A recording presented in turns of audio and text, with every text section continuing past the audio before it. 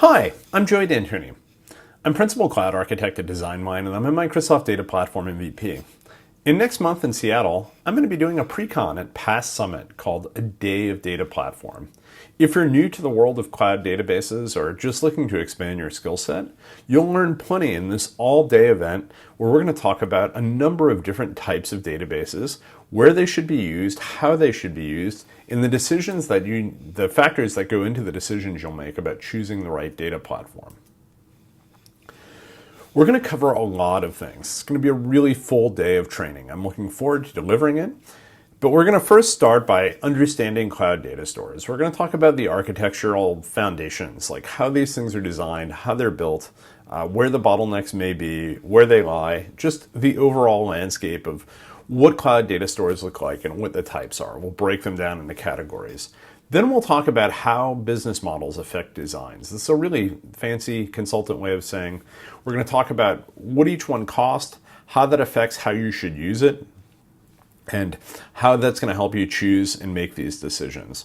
We'll talk about online transaction processing, those systems you use for applications that, sell things, just the important stuff. We'll also talk about online analytical processing systems, or OLAP systems. Lots of investment here, lots of variety. That's going to be most of our afternoon.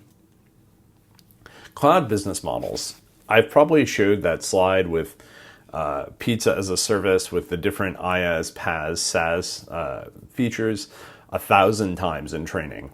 However, the reality of that slide is it's a lot more nuanced than that. And it's really something you have to compare for especially PaaS services. There's a wide variety of PaaS services that have different requirements. For example, managed instance and RDS require you to have a great deal of knowledge about the underlying storage and networking behind those things. So I wouldn't call them simply PaaS services like Azure SQL Database, where you just consume a database.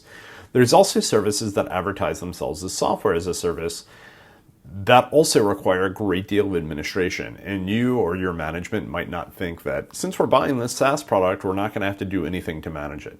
You're definitely going to have to manage it. And I think you know what I might be talking about. We're going to talk about the impact of pricing.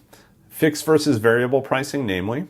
Fixed pricing is when it doesn't matter if you use 0% of your capacity or 100% of your capacity for the entire month, your bill is the same. Variable pricing typically meets your usage, and that can be beneficial, especially for lower utilized apps. But it can also burn you if you have way more utilization than you expected. We'll also talk about smoothing and bursting and how those come into play in terms of cost.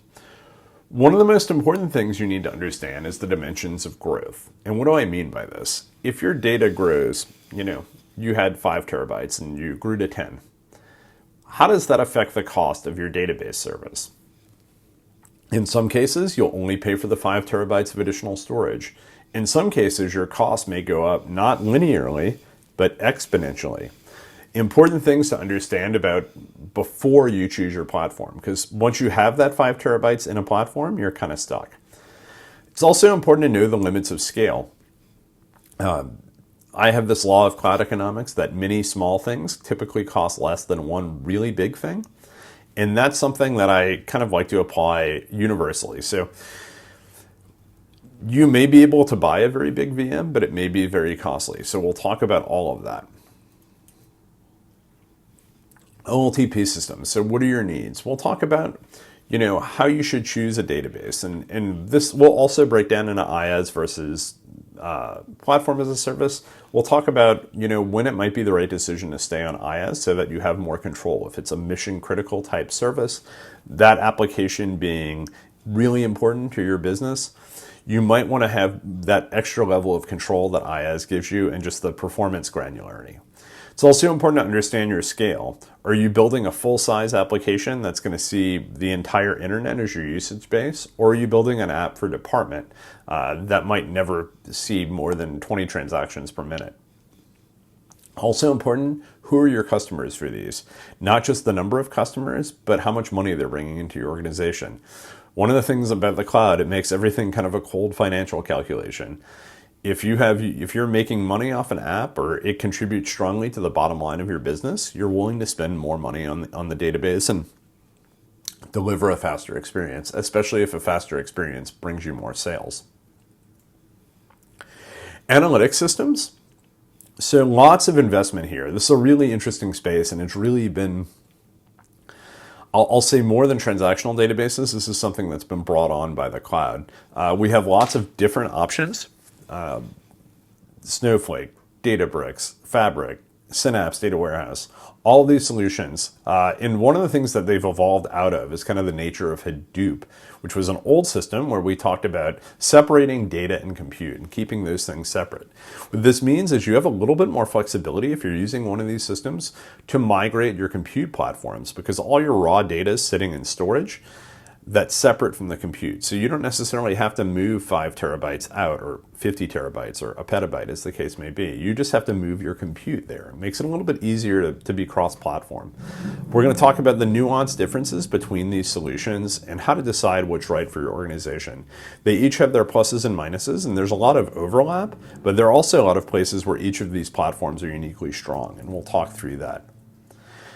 This is going to be a lot to cover in a Precon. It's going to be a long day. We're going to go from Cosmos DB to Postgres to MySQL to SQL Server running in VMs to Amazon RDS, all the way to Fabric and Snowflake and Databricks and Amazon Redshift and a few other things that I didn't have time to mention here.